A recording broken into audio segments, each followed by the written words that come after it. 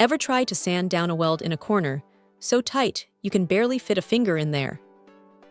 It is usually a nightmare that ends in frustration and a lot of hand filing. That is where this little pneumatic belt sander comes in. It is one of those tools that looks pretty unassuming when you pull it out of the box, but once you hook it up to the compressor, it starts to make a lot of sense. The first thing you notice is the size.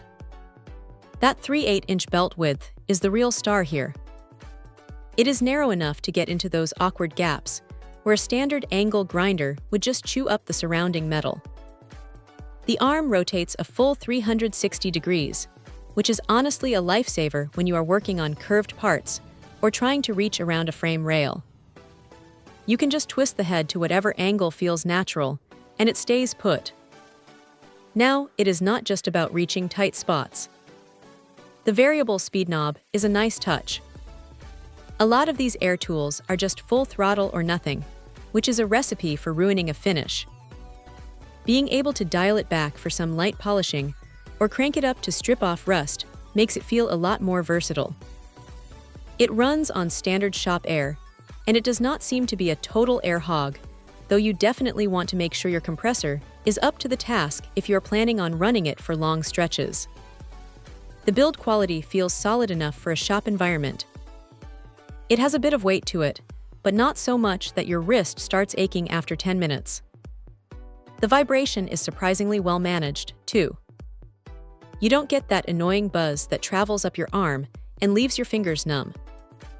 One thing that is actually pretty generous is the kit itself. Getting 40 belts right out of the gate is a huge plus. You have everything from the coarse 80 grit for the heavy lifting down to the 240 grit for smoothing things out. It saves you that annoying trip to the hardware store just to get started. If there is a downside, it is that the belt tracking can be a little finicky at first. You have to spend a minute or two getting it dialed in so the belt doesn't wander off the edge, but once you get the hang of the adjustment, it stays pretty true. It would have been nice if the trigger had a slightly more progressive feel, but for the price, it is hard to complain too much.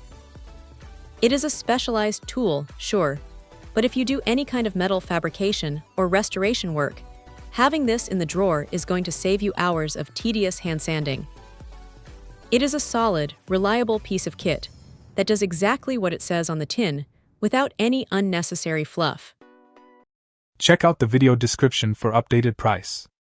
And thank you for watching this video.